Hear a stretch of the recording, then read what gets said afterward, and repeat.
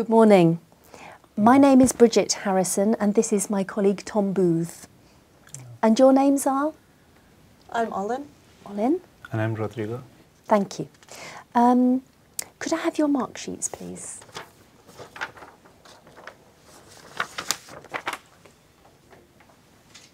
Now, first of all, we'd like to know something about you. Where are you from, Ollin? I'm from Zurich in Switzerland, Thank you. which is the biggest city. Thank you. And you, Rodrigo? I come from Argentina. Although I live in the capital, I'm from another city in the north of the country. Are you working or studying at the moment, Rodrigo? Well, I finished university and I worked while I studied, but now I'm taking kind of a year off and studying a little bit. And you, Ollin? Well, I haven't been to university yet, but I'm also taking a gap year. Mm-hmm. Yeah. Thank you. Do you have much opportunity to travel, Ollin? Yes, luckily I have. I have traveled a lot with my parents. We've seen a lot, but also my school offers a lot of trips around Europe, not to other parts of the world, but that's still a nice opportunity to have. Mm-hmm. And Rodrigo, how good are you at organising your time? Oh, that's a good question. I think I'm pretty good, but sometimes I keep putting off things till the end and procrastinating and doing that kind of stuff. I try to set deadlines, but sometimes I find it quite difficult. Yes.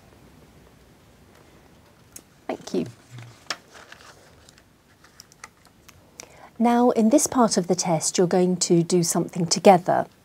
Here are some pictures of people in different situations.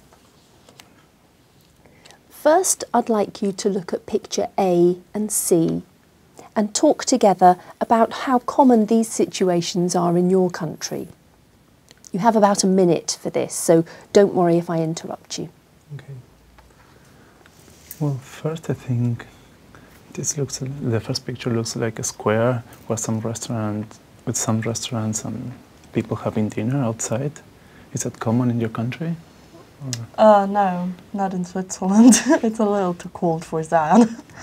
I think it's more typical Italian or Spanish. Well, that's the reason, because in Argentina we have a very big Italian influence, so we have these kind of restaurants and we have dinner outside, usually in squares or in parks or just next to the road. It's well, quite I'd love common. to have it more often in Switzerland. Yeah. How about the second picture? The second picture, well, it's just, well, I'm just looking at his face and I think he might be Oriental. It's in some place where they're just selling fish, or, I don't know, maybe they just fished them and... Thank you. Okay. Now look at all the pictures. I'd like you to imagine that a television documentary is being produced on working in the food industry. These pictures show some of the issues that are being considered. Talk together about the different issues related to working in the food industry that these pictures show. Then decide which issue might stimulate most interest. You have about 3 minutes to talk about this. Well, it's an interesting topic, isn't it? First, hot and cold drinks. Here in Cambridge I've seen this stall selling or either crepes or another kind of stuff, and I think they're pretty common around the world. Do you think that this picture is quite useful or will catch attention of the readers?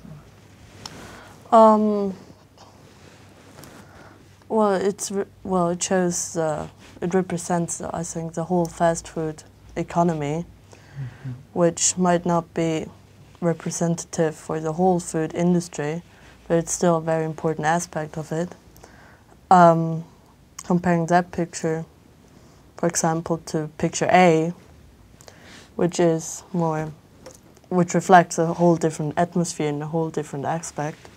It also includes more like the service aspect of the food industry that's not just about food. I agree, because picture B is more fast food, something quickly in the move, whereas picture A is more like enjoying a meal, a social event, So yeah, I think you're absolutely right about it. And how about picture D? Well, it contrasts picture B because it shows the natural aspect of food, which has become very rare, I think. Yeah, it is quite difficult to find fair trade products and things like that. But what caught my attention was that picture A and B are about eating, and picture D and C are more about producing food. Yeah, you're right. I had noticed. I think it's right. So, and picture C is, do you like fish? Because it's like everything that... Yes, I do. But just as picture D, I think this is something that becomes more rare because most often now it's big factories producing food and doing fish, but I think that small shops are become more and more rare. And you can't see them that often anymore. Yeah, that's true. So I would say that if we have to choose like a main picture, I would choose between A or D. Do you agree with me, or do you have another opinion? Yeah, I think you're right.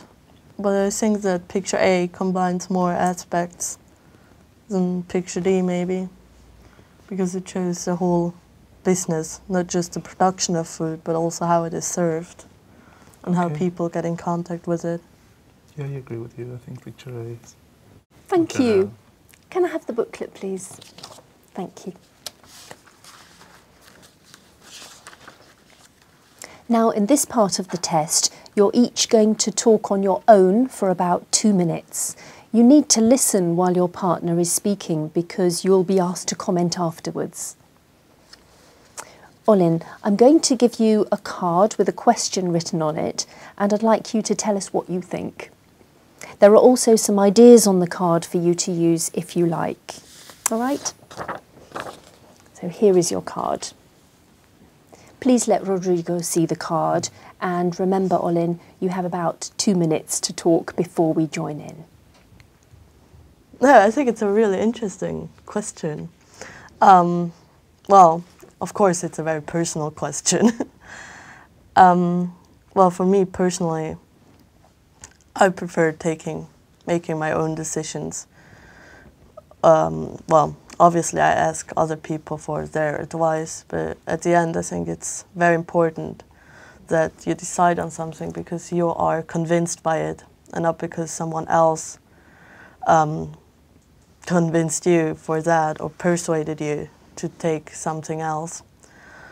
Because you always have to be able to stand up to it and to defend your own opinions, and you can only do so if you actually decided to do it by yourself and did the whole thinking process for yourself.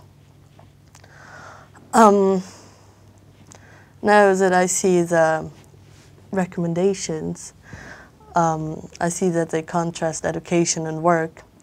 And during education, I suppose that it's much more important to take others' advice, probably from your teachers and from your parents, because they have had more experience than yourself, and sometimes they even know you better, most of all when you're just during puberty. So they might take the more decisions with a better base. In work, it's really important to be a team player and to always take into account many different opinions and not just to try to push forward your own thoughts. And Rodrigo, generally speaking, do you think you are a decisive person? Yes, I am. Yeah, I think, although I like to hear some advice, usually from my parents, I like just to ask them and have at least their point of view, so I can just gauge what I want to do and myself. Yeah. How about you, Ollin? No, me personally. Yeah, no, well, if people, yeah, no, my parents always want the best for me, so I always have to take their opinion into account. Yeah, but at the end, it's still my own decision. nothing is going to change that. Thank you.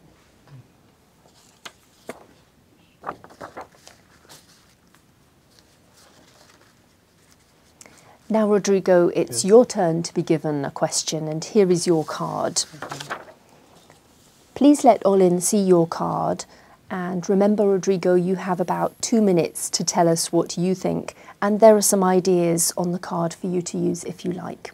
All right? Okay, so the question is about how much are people's decisions influenced by the media.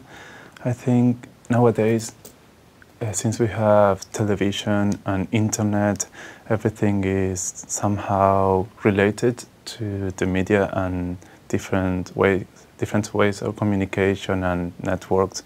Mainly the spending habits, as I said here, because since we live in a consumption society and a consumption way of living in our society, we like to follow some, I don't know if I would call them rules, but we are somehow influenced by advertisements and ways of advertising. So I think it's very much influenced by media or Facebook, for example. Facebook at the beginning used to be just about talking to people or meeting them or just having fun, but nowadays you enter and the first thing that you see, they're just advertisements or ads about different, I don't know, shampoo or trips or university education. So it's really comprises of a immense variety of things, a really wide range.